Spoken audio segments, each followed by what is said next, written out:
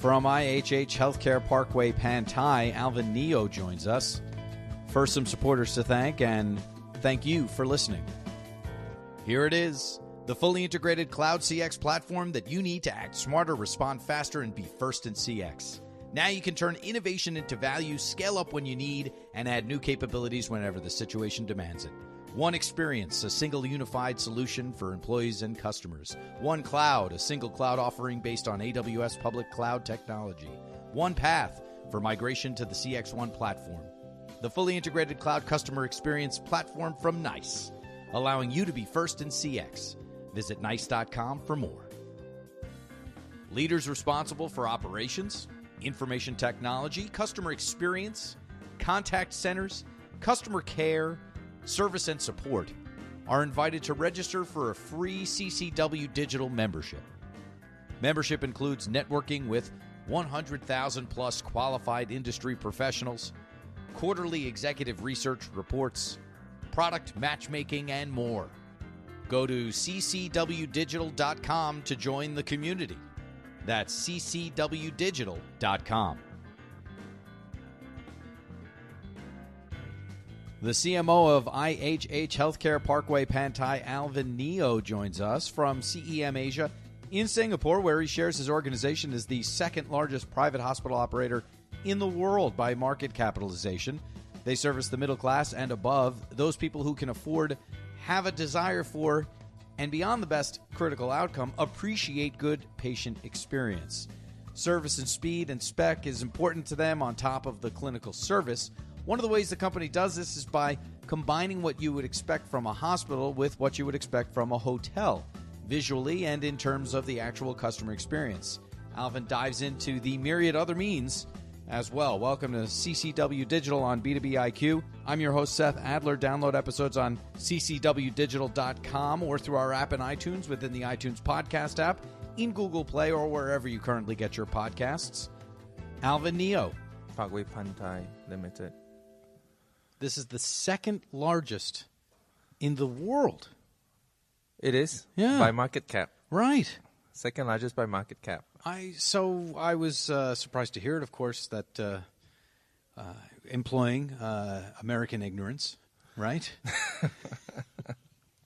But tell us a little bit about the company. You know, we have a lot of listeners from Europe, from the U.S. So just so in case we don't know, right? Okay, so we're the second largest hospital operator in the world, private hospital operator in the world by market capitalization. So we're a listed company, obviously, listed in the Singapore and Malaysian Stock Exchange, so dual listing. Right now, we've been growing really fast year on year since we listed in 2012. So right now we're up to about 52 hospitals globally, and we keep adding more and more every year through acquisition or through greenfield construction, building. And we really focus on, I would say, high quality premium healthcare, but with a special focus on the emerging markets. Okay. Where and why? It's because that's where we identify the gap between the demand and the supply of quality healthcare to be, having the largest need or gap. Now, you mentioned premium healthcare, and I wonder how you thread the needle on premium healthcare in an emerging market. Well, in an emerging market, as in every market, there are different segments of the population. There's the broad mass, which make up most of the population. But there's also the middle class, upper middle class, and so on.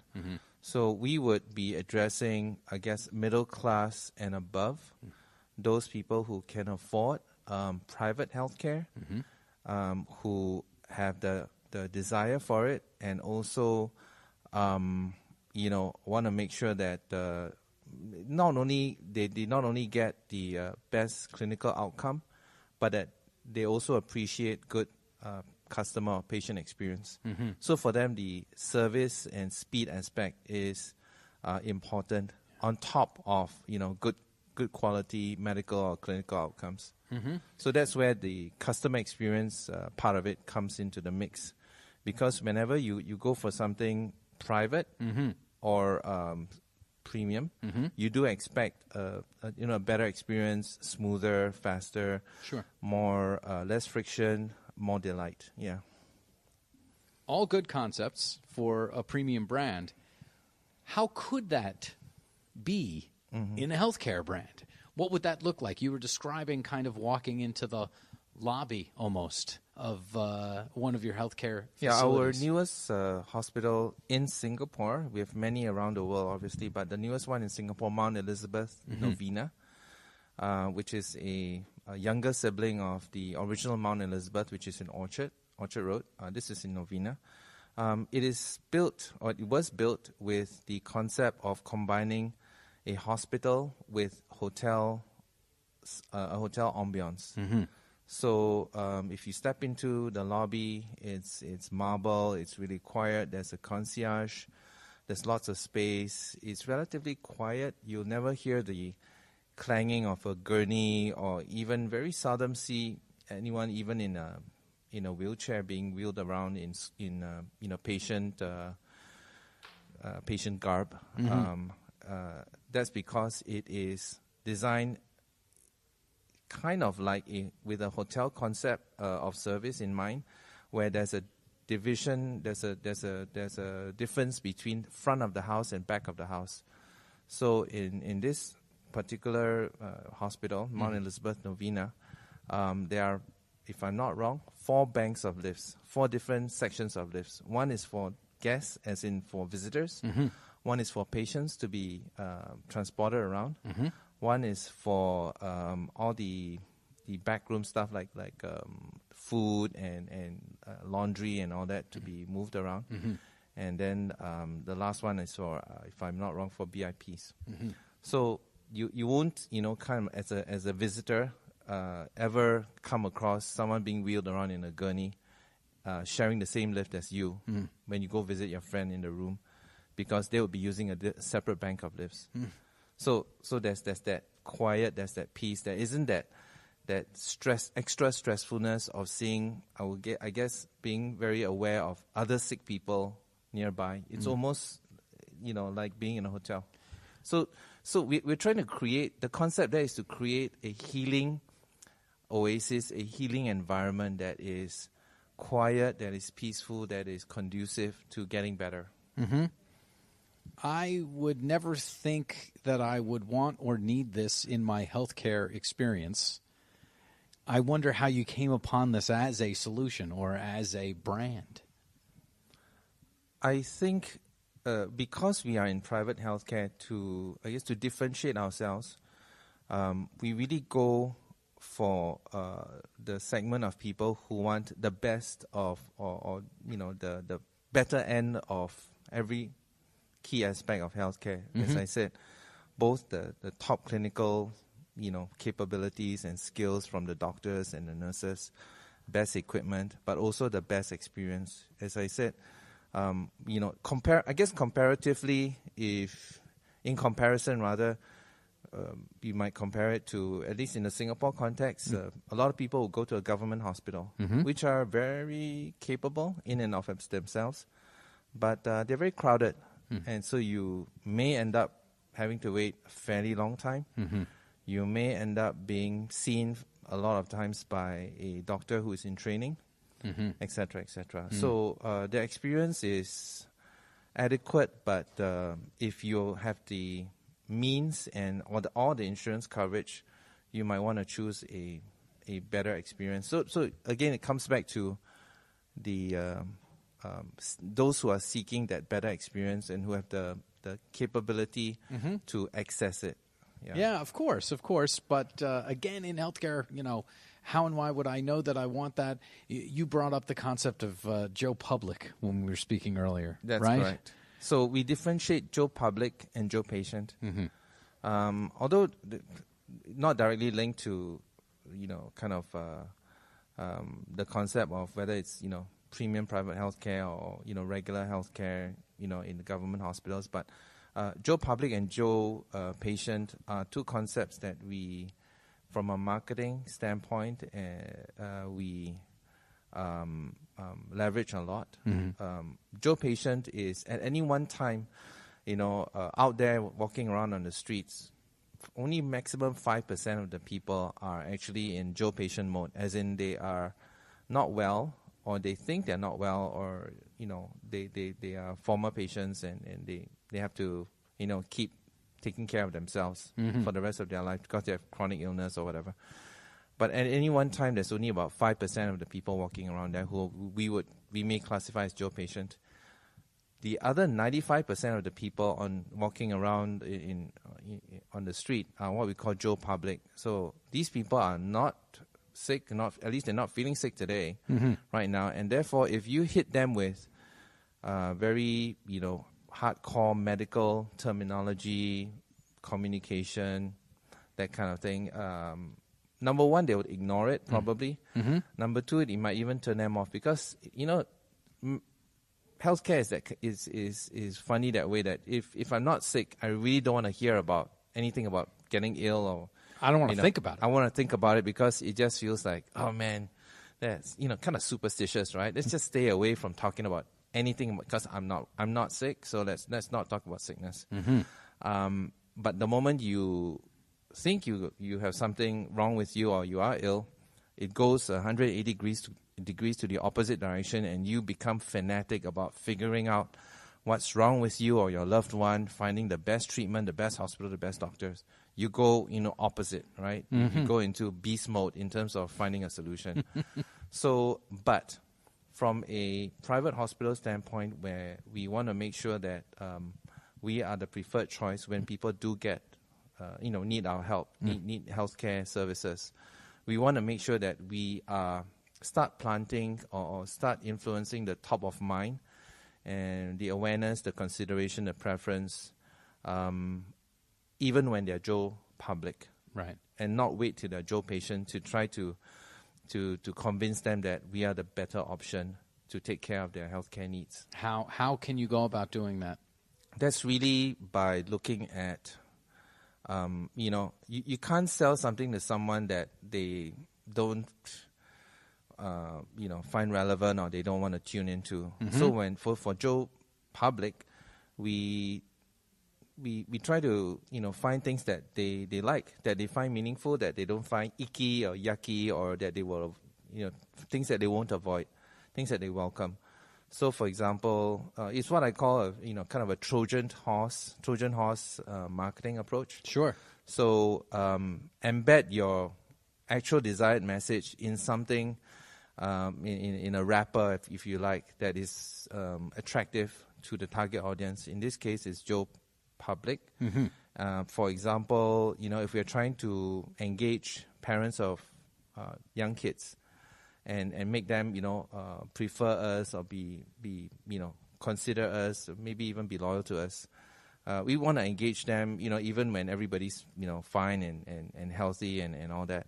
And we've done that through running, educational events for the kids, where they can do role plays as doctors in our, in a section of our hospital which we set aside on the weekend, and they can come in and role play in the operating theater, in the emergency department, in the nursery, maternity ward, etc.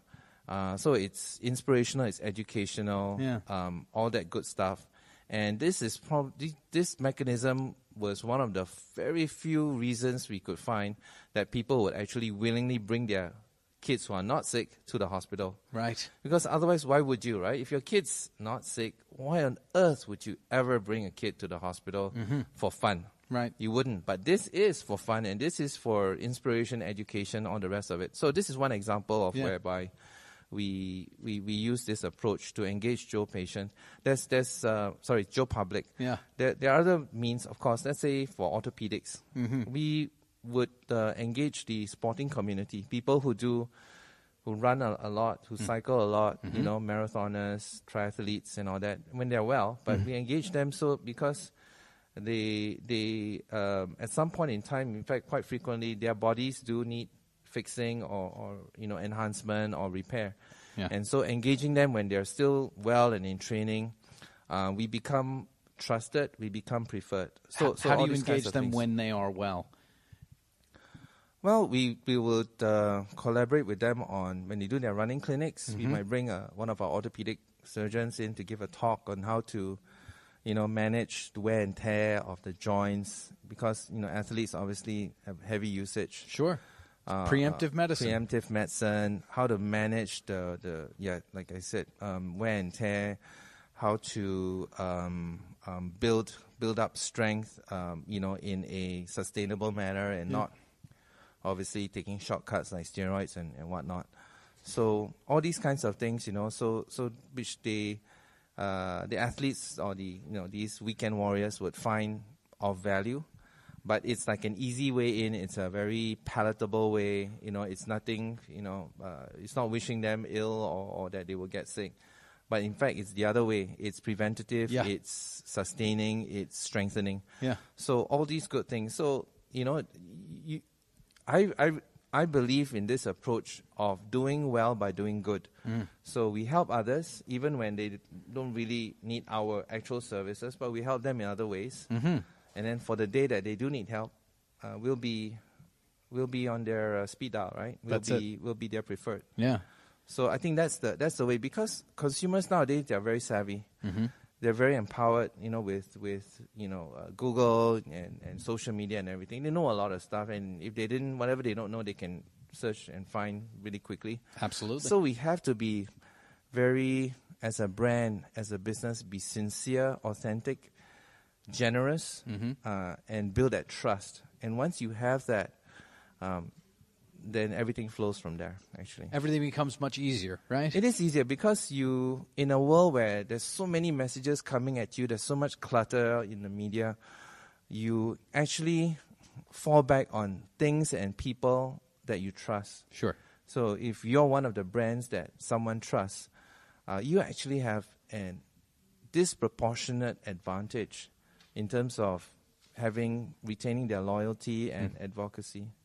Now, that's a double-edged sword, though, right? We're talking about the positive side, which is if you are trusted, you're going to benefit from that. That's right.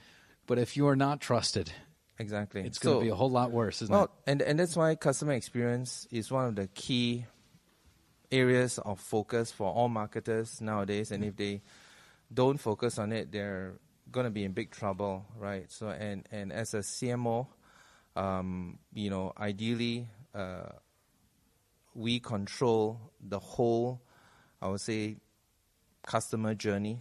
Have control over the whole customer journey, from the web searching, from the the advertising, communication, PR, down to the call center, to the concierge guy the concierge that greets you at the lobby of the hospital and helps you when you discharge to get a taxi, a cab, etc., etc. So from beginning to end and beyond, CRM, right? So the loyalty program, keeping in touch, all those touch points are critical levers that we need to pay attention to. And you can sum it up, I guess, very broadly as the customer experience, which Absolutely. is what we're talking about, CX, right? Yep. So good CX, people, because of social media and whatnot, they'll talk about it. Bad CX, they'll talk about it 10 times more, right? Yeah. They'll just share like crazy because they're pissed, right? Yep. And you don't ever want to get people so pissed that you can't recover it, and they just, go public with it. That's so we've seen too many of that on social media, Twitter and whatnot. So having a tight hold on the customer experience, and the patient journey, the customer's journey from beginning to end, and even back home. So this brings me to another important concept, which is in the past, at least in healthcare, or oftentimes, well, at least for hospitals, our engagement with the customer was episodic. That means if you're sick, you come, and if you're not sick, well see us. Yeah, yeah. You hope never to see us again. Exactly. But now it's different because we want to make sure that we look after you not only when you're sick, but we want to look after you when you're well, so that you can prevent or minimize the chances of getting sick, or that you get stronger and stronger so that you can achieve the things that you dream of in life. For example, if on your bucket list is to run a marathon, to hike up to Mount Everest base camp, or some, it's a little bit more extreme than normal. Sure. You need to be stronger than average, right? Absolutely. So we can help we want to help with that. Yeah. Because that's part of us taking care of you, both in sickness, in health, and in wellness. So in sickness and in health, we want to be your partner. And I think that's the way that you build that relationship, that experience, and that trust that will, keep you with us in terms of being, in the family of our care, in the circle of our care for the rest of your life. And that's where, we would have, the lifetime relationship with that patient is where, from a business standpoint, it's got huge benefits and dividends as well. Absolutely. Because that loyalty is, sustained, as opposed to in and out, and then you got to go market again, and we don't want to do that. Actually, the best is loyal. The best marketing is when you have loyal and in fact patients. In fact, when you have fans, when you have advocates, people who are so crazy about your service and what you help them with, that just tell everybody. I wonder, when you say something like that, have you always been in healthcare, or do you have experience in other industries? Actually, I have quite a varied background. So prior to healthcare, I actually started off in FMCG. Okay. With Procter and Gamble, and then great big company. What were you doing for them? I was in brand management, so I handled like shampoos, Vidal Sassoon, Head and Shoulders, Pantene, Rejoice. You call it Rejoice here. It's called a different name in the U.S. Okay. But familiar brands Pert, nonetheless. It's called Pert in the US. Sure, I remember. Pert and yeah. Pert Plus. Pert and Pert Plus, there the 2-in-1. Yeah. And I've handled Pampers. I've handled Vicks. I've handled Nappy Sand. I mean, all good brands. So FMCG background. I've also worked for Gillette. So I handled Oral-B for Gillette. Sure. Oral care. I've also handled Crest. Toothpaste, toothbrush, oral care and all that. What's the trick as far as brand management? When you mention all of these different brands, what do they have as a through line? What is similar? Customer is always the boss. So you start and end with the customer. Never forget that. So you build your program, you build your offerings, you build the experience around the customer. Customer comes first. That's something that sometimes people may forget. They get so caught up with the product and the bells and the whistles and the shiny new things that they want to add to the product. Yeah. That they may forget the customer, him or herself, right? The customer himself, and what they really need. And certainly for customer experience, that's key, right? You don't ever get caught up in how cool your stuff is if it ends up being not very relevant to your target audience. Yeah.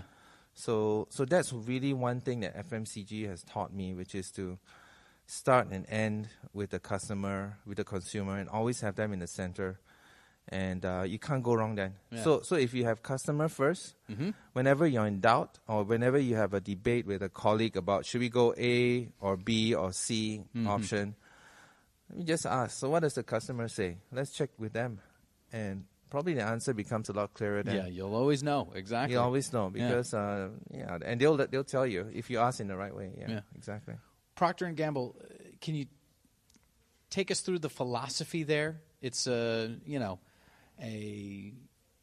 global brand, a strong brand, and one that is a holding company of many, many, many brands. Correct. Is there a governing philosophy at Procter & Gamble?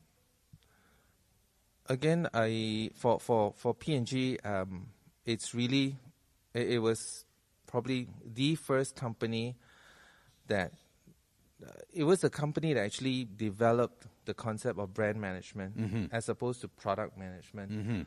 So they're one of the great brand builders of the world. Certainly, at least in the traditional sense. Certainly. I mean, since then, of course, you've had all your Googles and your Facebooks and your Ubers and whatnot come up, right? So but a bunch of great brands managed in a very technically sound and data-driven manner, I would say. So P&G is very data-driven. Almost everything is well researched. There's logic. There's precedent. There's discipline there. So the discipline, and one of the disciplines is always to have the customer in the center, or the consumer in the center. Yeah. Now, having said that, so great brand, still a great company, but looking forward into the future, even today, the market, whether in consumer goods or in every industry, actually is so dynamic. It's because of technology, digital, and whatnot. Things are just changing all the time. So quickly. Every company, I would say, bar none, is constantly struggling to keep up with our consumers, because our consumers are now so digitally empowered. They are on social, they are on mobile all the time. But companies, are less agile in changing. Right? For a company to retool itself is billions of dollars and a lot of time. For you and me to buy the latest iPhone is just a swipe of a credit card. That's it. We can change platforms just like that. But companies take a lot longer. And that's why there's this constant catch-up game. And because of there's so many, I would say, startups nowadays that are pushing, and Kickstarters and all that, pushing cool new concepts into the market all the time. So consumers are really spoiled for choice. And if you wanted to, you could change your phone almost every few months. There's always something new to try out, right? Absolutely. That goes for marketers as well. There's always a shiny new... Of course. So now, before it was programmatic. Right now it's chatbots. Sure. And, AI, artificial intelligence. Of course. There's IBM Watson and all the rest of it. So I tell you, it's like it's on a you're running on the treadmill, and you got to keep pumping, because if you stop, you can just get whooshed off that treadmill and hit the back of the gym. Yeah. Where did you get on the treadmill? Where are you from? I'm from Singapore. So born and raised. Born and raised in Singapore. My first job ever was with P&G. So here, and then you went to Gillette after that. Yeah, but in between, I actually interesting career path, because I was at P&G. And then I got a little bit bored, so with all the classical stuff. So then I learned from a good friend about the world of strategy consulting, because he was applying after B school.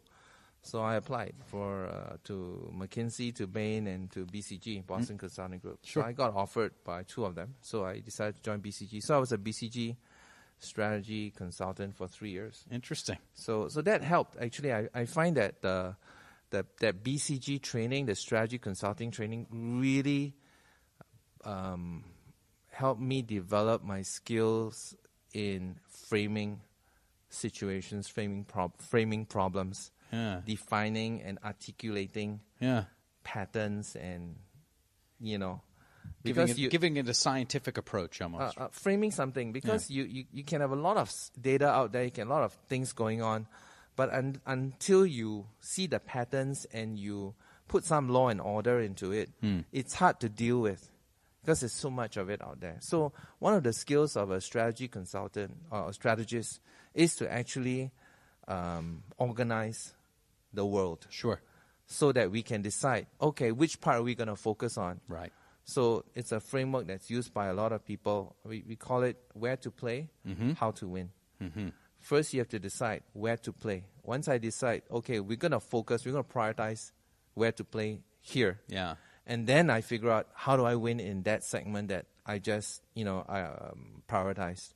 Yeah. So you, as a strategy consultant, you learn to think in that way. It's like automatic, right? So that 3 years was really hard work, You work like 100 hours a week, but so intense, but you learn so much. Yeah. And so then after that, I spent 2 years in a startup. So I did a startup as well. Okay. A tech startup. What kind of company was it? It was actually a tech builder. So we we actually built digital things, digital assets for big companies, for MNCs. Like we'd build a digital supply chain or a knowledge management system or front end, shop front, that kind of stuff. So whatever the company needed, we'd go in, we'd do a business needs, analysis with them to sharpen what they actually wanted, needed, and then develop the digital strategy and then build it for them. Yeah. So that was cool. That was great exposure in working and functioning in a more dynamic environment and really moving fast and moving and making decisions even though you don't have a lot of the answers, and even if you don't have a lot of the data that you would ideally want, but it's just not available or just not enough time to get it together. Where was that? It's a company called Net Decisions. It's a UK based, UK founded. Were you there company. or were you? I was in this part of the world, so they actually expanded into Asia. So I and another friend of mine were recruited to manage the operations in Asia, Asia Pacific. So that was a good experience for 2 years. Yeah. So you mentioned where to play, how to win. Yeah. Right. Yeah. And we're here in Singapore. Right. We're at the Customer Experience Management Summit for Asia, and I went to the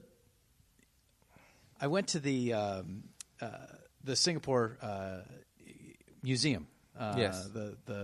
Which told me all about the history. Okay. And how in 1965 they had to start this country, country, and they had to kind of figure out how to start it. And I was struck by the fact that, well, there's no natural resources really, so we're going to have to be about economy. And there was one of the kind of founding kind of guys said, there's nations that are big fish, and they eat the nations that are the small fish. That's right. And the nations that are the small fish eat the shrimp. And we, as Singapore, have to be a poisonous shrimp. This is how we will win.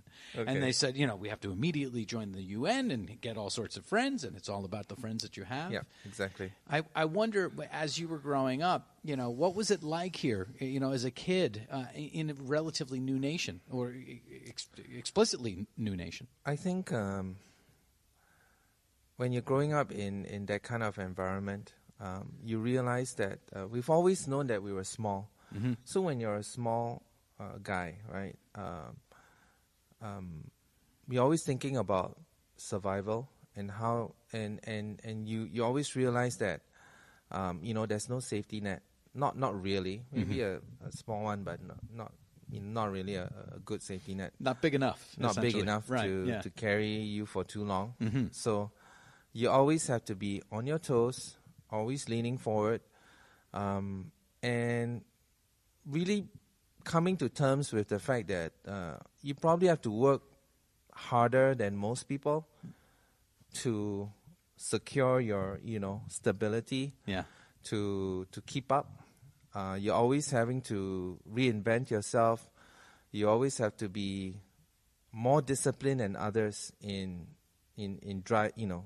implementing, in executing, in being as good as you can be. So there's discipline, there's focus, being willing to make the trade-offs in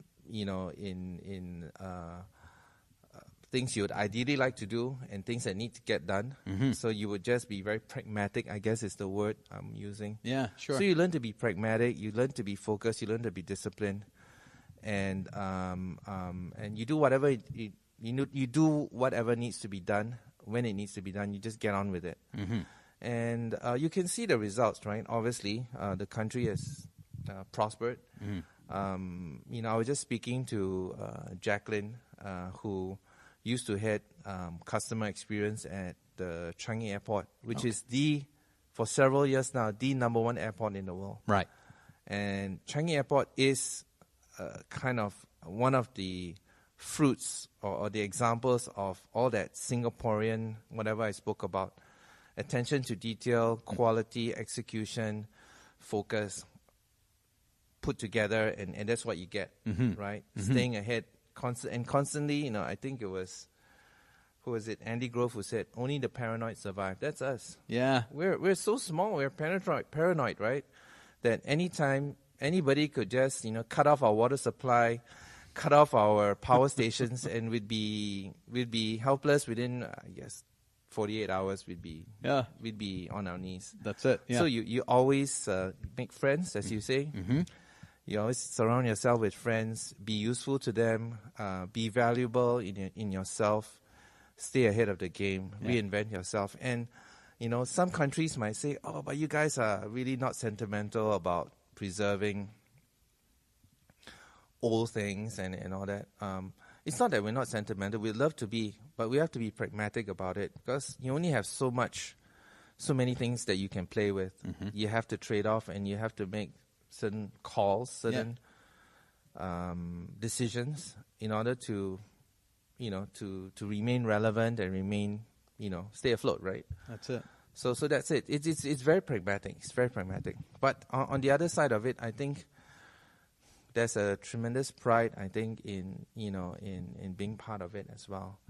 And the one great thing I love about Singapore is that it truly is a melting pot of so many different cultures. Yeah. We're predominantly Chinese ethnic in terms of the population mix, maybe 65-70% Chinese, but we've had Malay presidents, Indian presidents, Chinese presidents, Eurasian presidents. Right.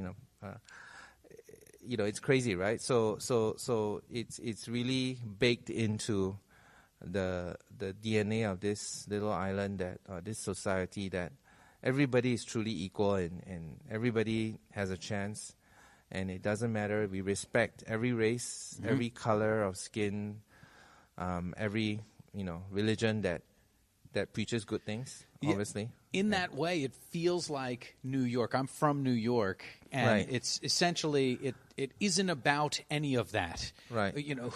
How do you pray? Okay, yeah, great, fine, go ahead. Exactly. What's your heritage? Okay, fine, great, go ahead. Yeah. We're all just in this together type of thing. Exactly. Let's just get done with the day here, right? Just get on with it. Yeah. Get it done. Yeah.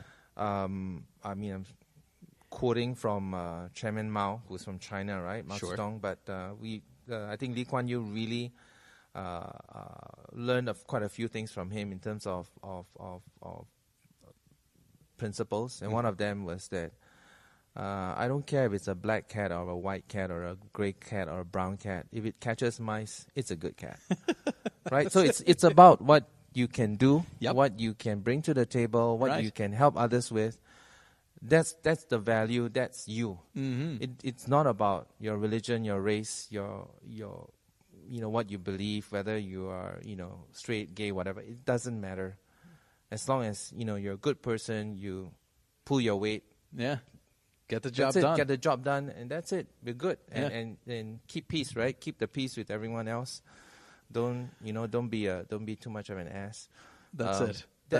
That's it. Because just like in a way like New York, we're all crammed in on this little boat of a country, right? And you could literally drive around it in less than a day. Much less than a day. A couple of hours. But and because that's all that we have, we take real good care of it. Yeah. You have to take real good care. You have to keep peace with your neighbors, because this apartment block, if this island were an apartment block, that's all we have. Yeah. There's nothing else. So you don't have the big desert or the prairies or the rolling fields of Montana or Wyoming or all this good stuff, right? So we don't. So you appreciate what you have, you take good care of it, and you appreciate the fact that the plus part of being in this village that everybody's kind of close together is the richness and the diversity, just like New York. Yeah. And you really, the upside, the plus side, you really enjoy that. You really enjoy the fact that you can have friends of so many races, and you can tease each other about each other's being quirks, who you are, essentially. And even the quirks of your race, right. But not take offense. You know what I mean? It's not. Yeah, we're all just friends, right?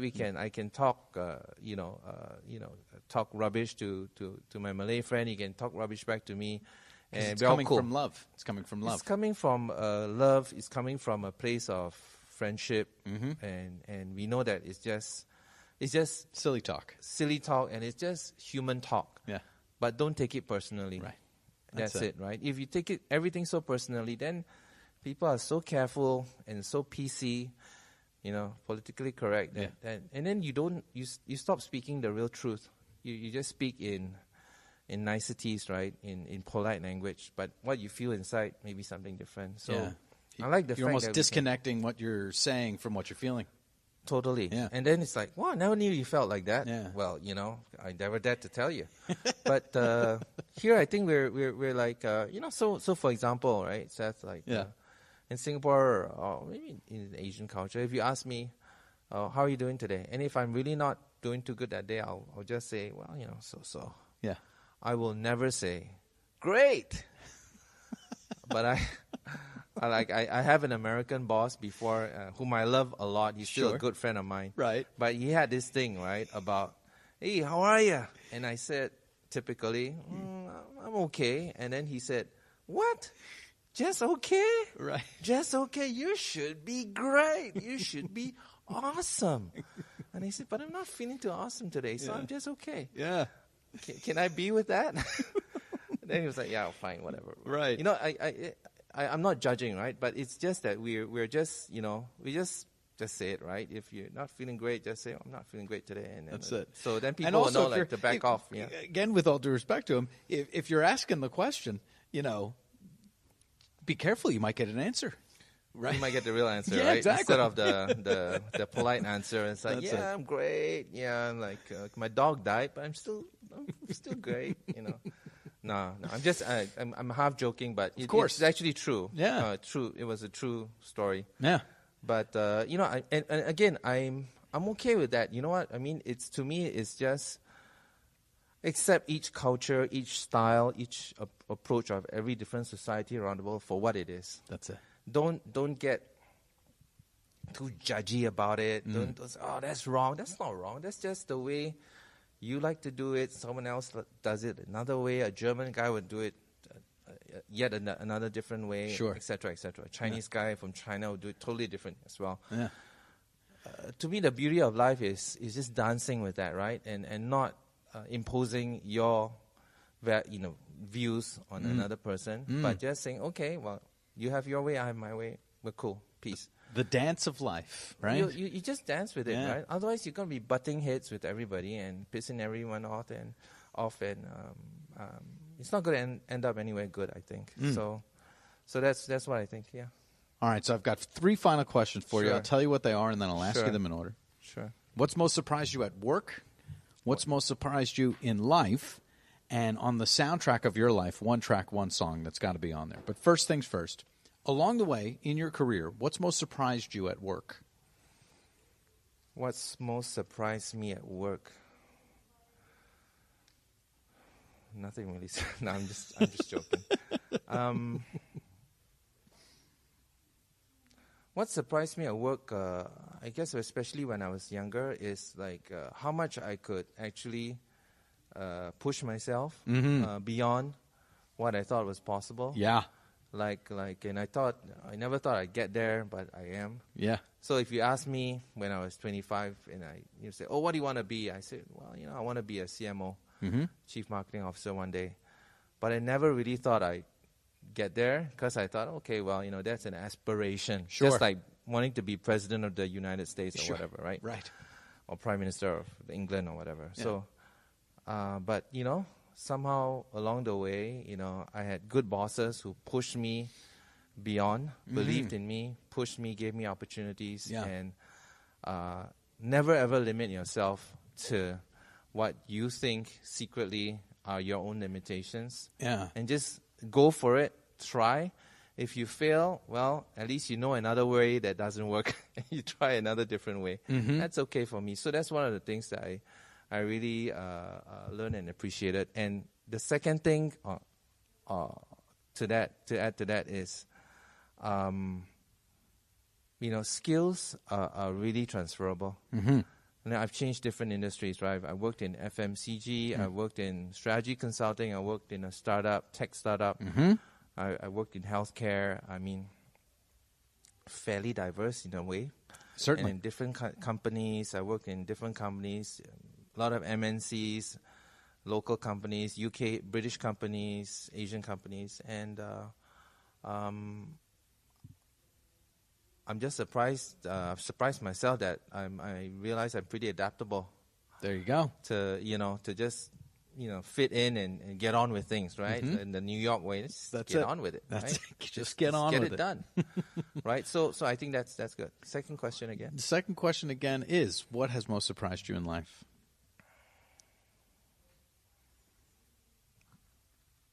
What has most surprised me in life?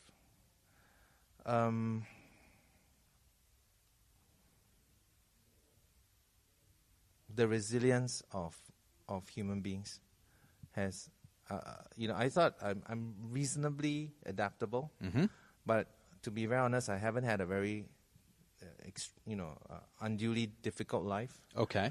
And I've come across people who are now my friends or acquaintances who've gone through, the most difficult childhoods and difficult adulthoods, bad marriages, health problems, whatnot, and they just like power through and they bounce back. They are damaged, but they've kind of picked themselves up and they just keep going, and they're good people. Yeah.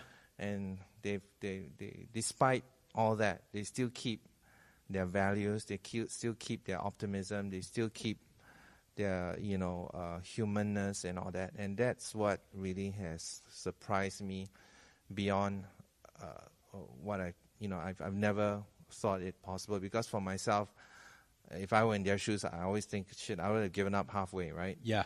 Way early. Right. I would have just lay in my bed and said, life's not worth living. But they just bounce back. I have friends who've had aneurysms and stroke, had stroke and kind of half paralyzed when they were like 35. Yeah. And kind of 15 years later, they're still chugging along. They're managing. They found a way. Yep. Et cetera, et cetera. So I think the resilience of the human spirit never ceases to amaze me, ever. And I'm always inspired by whenever I'm having a bad day. I know that so many people have gone through so much more, and they're still chugging along. So, I just shake it off and just keep on marching. Right. If I think I have problems, forget about it. Let's go. Come on. Right? Refocus. No, seriously, Yeah. seriously, this is nothing, right? What we probably go through. Yeah. It's nothing compared to people who, to the extreme, There's this lady who's in town, or going to be in town soon, Jennifer or something. She's born without arms. And she is a licensed pilot. She can fly a plane with her feet. She's a certified scuba diving instructor, and she drives herself to work every day. And she has no arms. She does everything with her feet. And you think you got problems, right? Exactly. Like the proverb says, right? I complained because I had no shoes until I met someone who had no feet. Yeah. It's a version of that. I'm just full of respect for her. I'm like, and this other guy, Nick, something. He goes one better. He has no arms and no feet, no legs, and he serves and he's a motivational speaker and all that. And if I were any of these people who are so courageous, I keep thinking I would have given up a long time ago. You said that twice. I don't believe that. After talking to you for now, we spoke a couple times now. Yeah. I don't believe that. I think you're one of the strong ones. I don't know, man. I hope God doesn't test me. That's what I pray for. Fair enough. Fair enough. That's it. But it keeps me. I think it's important to be grounded. I think it's important to be humble, to always know that even if you're top of the hill, it doesn't last forever. That's it. And even if it sustains, always think of the other people who need your help. And we're here on earth for, I always personally believe, not for ourselves only. We're not just here to have a good time for ourselves, right, or even for our families.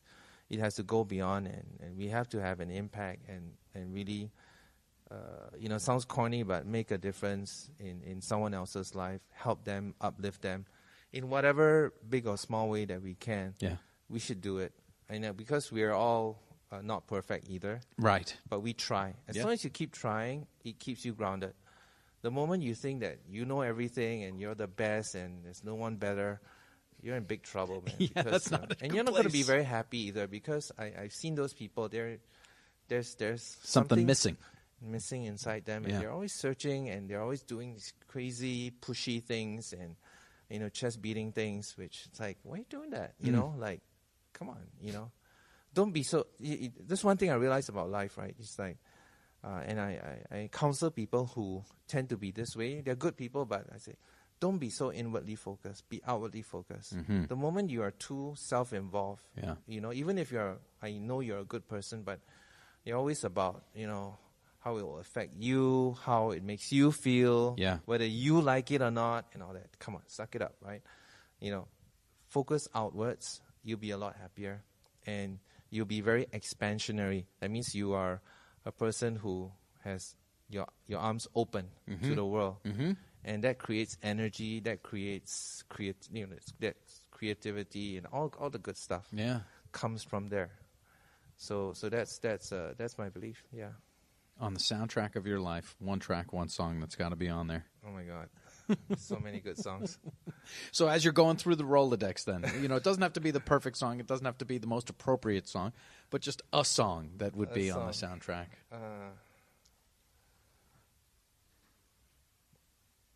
You're putting me on the spot.